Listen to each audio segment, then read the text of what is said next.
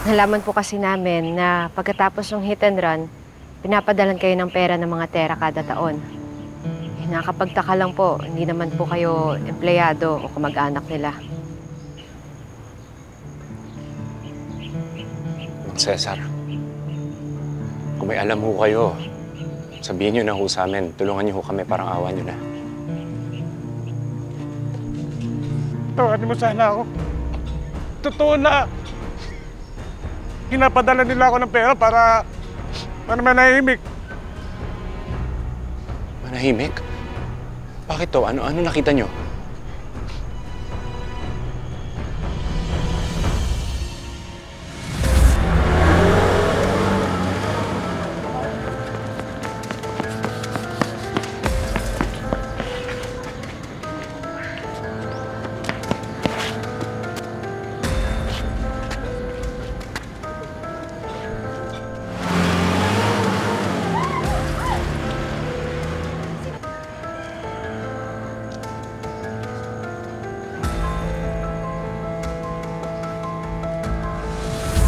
Nakita ko yung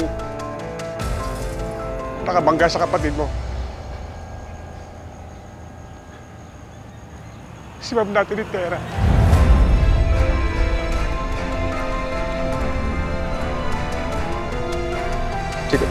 Sigurado ho kayo?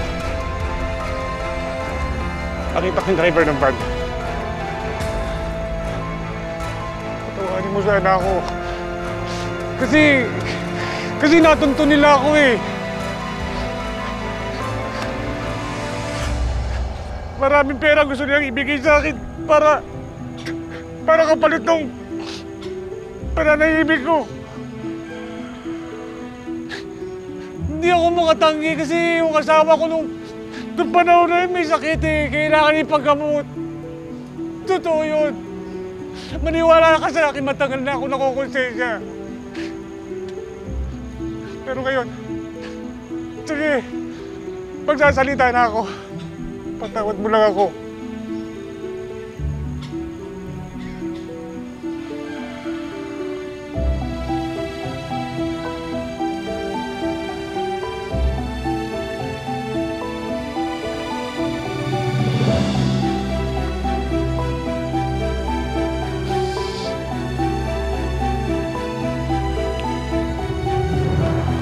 Sa wakas magkakaroon ng hostisya ang pagkamatay ni Inay.